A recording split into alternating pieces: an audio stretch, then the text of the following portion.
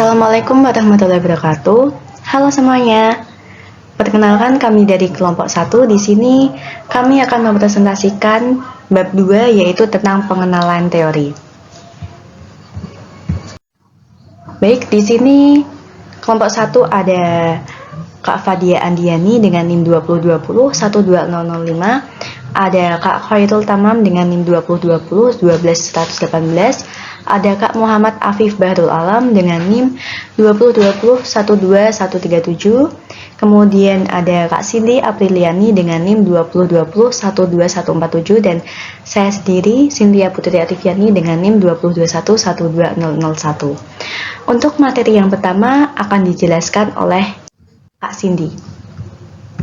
Silakan.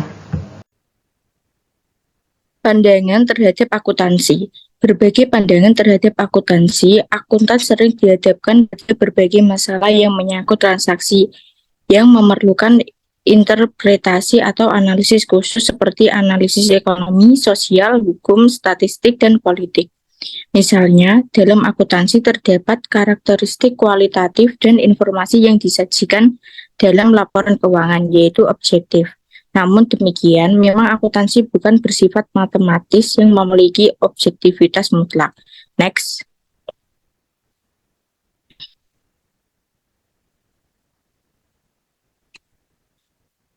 Interpretasi teori akuntansi.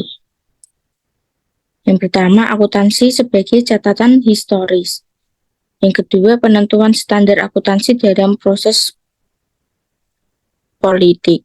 Yang ketiga, akuntansi sebagai barang ekonomi.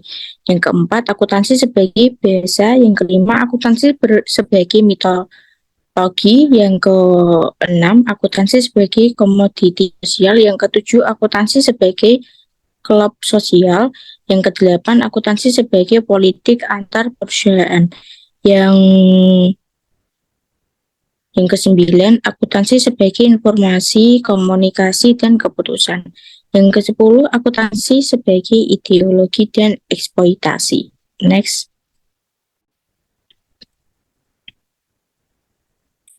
Apa yang dimaksud teori?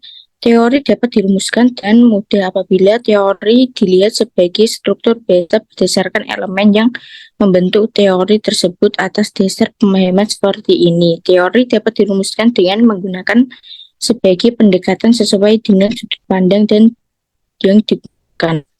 Teori seringkali dinamakan hipotesis atau proposisi. Proposisi adalah kalimat indikatif yang memiliki nilai kebenaran jika dikaitkan dengan fenomena. Proposisi menurut jenisnya terdiri dua macam, yaitu a priori dan a posteriori.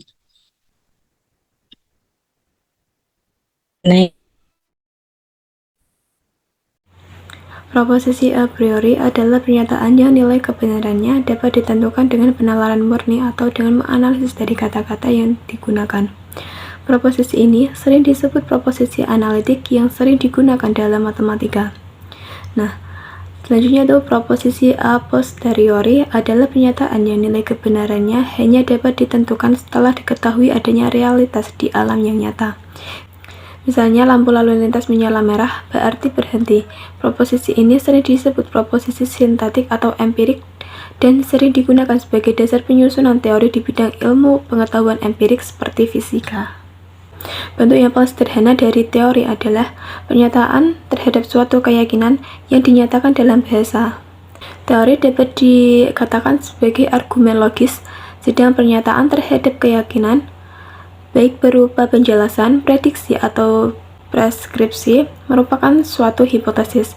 Teori semacam itu terdiri dari perangkat premis atau pernyataan yang dihubungkan secara logis untuk menghasilkan suatu hipotesis. Selanjutnya yaitu perumusan teori. Nah, pembentukan suatu teori umumnya berawal dari fenomena yang jadi dalam kehidupan manusia. Fenomena tersebut menimbulkan suatu pernyataan yang membutuhkan jawaban. Jawaban tersebut terletak pada studi tentang penciptaan suatu pengetahuan. Akuntansi mungkin dapat dipandang sebagai social science, proses pengukuran dan masalah teknis. Oleh karena itu, dalam mereview suatu suatu teori ilmiah, kita perlu menguji asumsi yang dibuat dengan menggunakan metode ilmiah dan sudut pandang yang lain. Masalah utamanya terletak pada metode yang digunakan, apakah metode ilmiah atau metode alamiah. Nah, pendekatan ilmiah lebih bersifat terstruktur dan terencana dalam hal perencanaan risetnya, di mana masalah hipotesis dan teknis penelitiannya dinyatakan secara jelas. Sedangkan metode alamiah menolak penggunaan prosedur yang terstruktur. Teori mungkin akan dihasilkan oleh peneliti tidak terkenal dan pasif. Peneliti tersebut mungkin tidak memiliki konsep sebelumnya terhadap masalah dan bentuk penelitian yang akan dihasilkan. Teori atas dasar pendekatan ini dengan sendirinya ditemukan tanpa melalui penelitian yang ditentukan sebelumnya.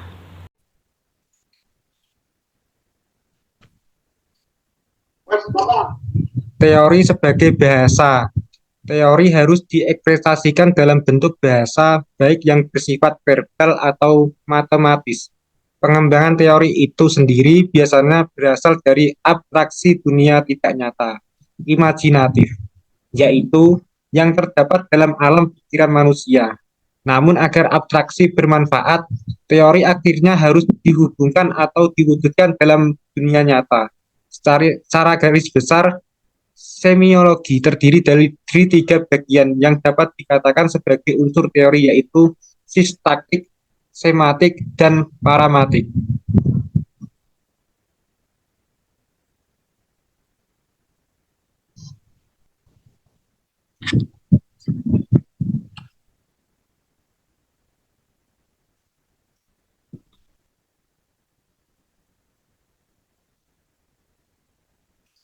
Teori sebagai penalaran reasoning. Di samping dapat dipandang sebagai bahasa, teori juga dapat dirumuskan berdasarkan model penalaran, yaitu digunakan. Artinya, bagaimana teori tersebut dihasilkan, apakah melalui argumen atau penalaran yang berasal dari suatu yang bersifat umum ke khusus, atau penalaran deduktif. Teori sebagai justifikasi atau pembenaran. Teori sebagai pembenaran merupakan pendekatan dalam perumusan teori yang bersifat normatif. Atas dasar pendekatan ini, teori dianggap sebagai resep untuk dijadikan acuan dalam praktik tentang apa yang seharusnya dilakukan. Jadi teori normatif ini berusaha memberikan pedoman apa yang seharusnya dilakukan berdasarkan pertimbangan nilai, value judgment yang digunakan dalam perumusan teori. Next. Teori sebagai penjelasan dan prediksi. Atas dasar pendekatan ini, teori dianggap bebas nilai netral. Jadi teori dirumuskan berdasarkan bukti empiris untuk menjelaskan apa yang terjadi dalam praktik dan memprediksi apa yang akan terjadi seandainya ada perubahan tertentu. Teori positif didasarkan pada anggapan bahwa kekuasaan dan politik merupakan suatu yang tetap dan sistem sosial dalam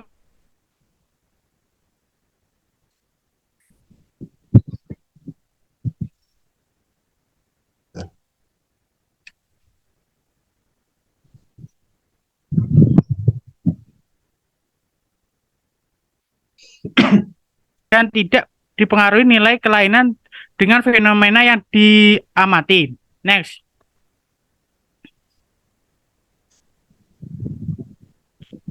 Fungsi penting dari suatu metodologi ilmiah adalah menguji teori untuk menentukan apakah teori tersebut betul-betul dapat diterima. Oleh karena itu, diperlukan kriteria yang jelas untuk menentukan kebenaran. Itu diperlukan yang jelas untuk menentukan kebenaran suatu teori. Kebenaran suatu teori harus dapat diuji baik secara logis maupun empiris sesuai dengan pendekatan yang digunakan dalam perumusan teori. Jika teorinya didasarkan pada pendekatan matematis, maka pembuktian kebenaran didasarkan pada konsistensi logis. Apabila teori didasarkan pada fenomena fisika atau sosial, maka pembuktiannya harus didasarkan pada hubungan antara peristiwa-peristiwa yang diramakan dan hasil observasi di dunia nyata. Ada berbagai cara yang dapat digunakan seorang untuk meyakini bahwa pernyataan tertentu dikatakan benar atau salah. Hal ini tergantung pada tingkat keyakinan yang dimiliki seorang karena setiap orang memiliki keyakinan yang berbeda dalam memahami kriteria kebenaran. 3 kriteria dasar yang sering digunakan adalah 1. Dogmatis, 2. Terbukti sendiri atau self-evident, yang 3 adalah ilmiah. Terima kasih.